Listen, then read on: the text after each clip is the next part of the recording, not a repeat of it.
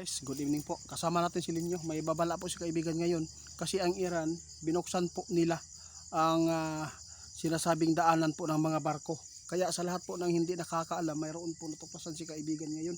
Nakakilabot naman po ito kapag mayroon po talagang kunwari dyan ng mga Amerikano na dadaan po dyan, posibleng maninilikado. Mga idol, ito po sabi ng ating kaibigan, no? Linlang po yan. Patibong po yan, mga idol. Patibong po yan sa Amerika. Ang ligtas lang po doon yung mga hindi kalaban ng Iran ngayon. Kaibigan, bakit po pati ito nakita pa rin ninyo?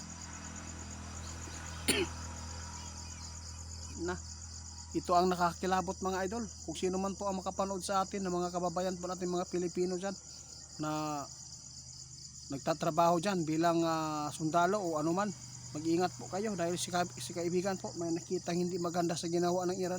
Patibong po yan mga idol, sabi ng ating kaibigan.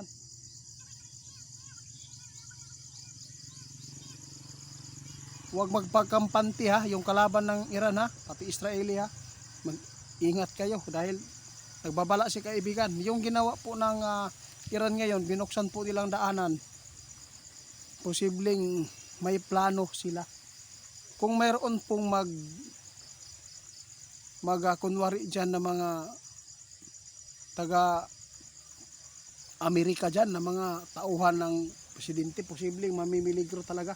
Ito ang sabi ng ating kaibigan. Grabe kaibigan, kitang kita mo talaga ang mga plano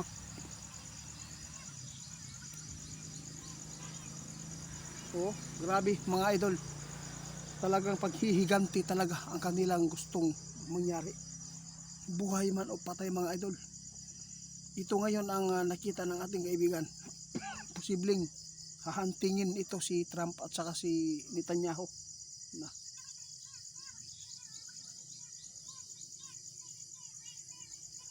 Maraming hindi nakakaalam dito mga idol sa ginawa ng Iran. Kaya binuksan po nila dahil din po ito sa mga kaibigan po nila, mga malapit sa kanilang bansa. Parang ligtas, pero hindi ninyo alam ang plano nito, na mayroon talaga silang pinaplanong patibong po para sa kalaban nila. Grabe.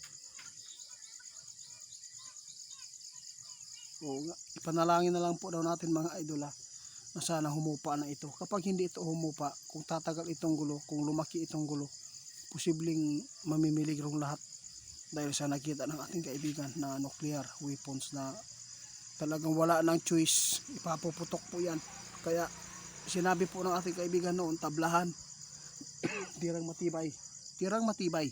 Yun po ang tandaan po niyo mga idol. Kaya sa lahat ng makapanood, swerte daw ang mayroon pong harang, no? Yung mga malalaking bundok, kung sakali man paputokin yan, kasi ano yan parang hindi yan dadaan po sa ilalim po ng dito sa kalupaan natin kapag mayroon pong makaharang na malaking bundok mga idol. Yun po ang nakakaganda po dito.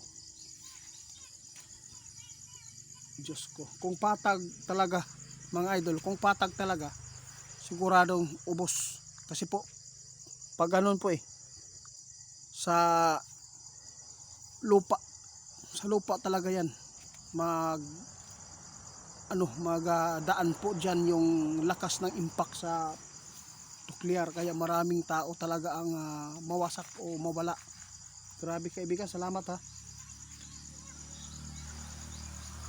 Kaya nga naghikayat si kaibigan ngayon, yung mga malayo-layo sa dagat o sa city na maggawa ng bunker. At least naman kung mayroon po mga lason ay mayroon tayong choice pa na matataguan. Basta kung wala kayong bunker, yun po ang sinabi ng ating kaibigan noon, magmas, kasi napaka delikado po talaga ang mangyayari po dito sa atin. Si kaibigan mismo ang nagpaabot ngayon na yung ginawa ng Iran na pagbukas po nila doon sa Hormuz, manyata yun. Ibig sabihin nito, may patibong talaga silang gagawin para sa kanilang kalaban, para sa kanilang kalaban mga idol. Yun po ang sabi ng ating kaibigan. Ginawa po ng Iran ngayon na buksan para mayroon pong mga kalaban nila magkunwari dyan. Alam po ninyo mga idol, yung supply ng gasolina, grabe po. Buong mundo doon po dadaan sa kanila. Yun po.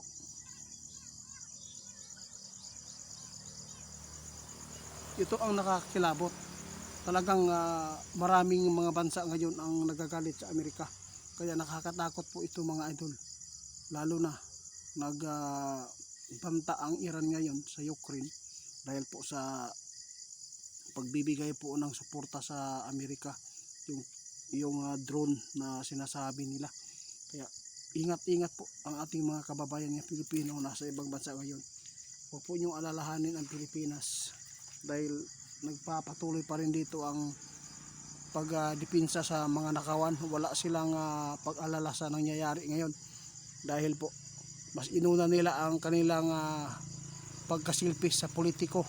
Inuna po nila, nagsisiraan, nagpapatuloy. Kaya yung mga nakapanood sa atin, maghanda tayo lagi para hindi tayo mahuli sa balita tulad po ng ating kaibigan, dahil si kaibigan po ang ating magbibigay po ng balita sa atin kung ano po ang mangyayari. Tulad ngayon, nakita nila na patibong ang ginawa po ng Iran ngayon. Kaya ingat-ingat po mga idol. Paki-report ni Go Santer 88 Pans.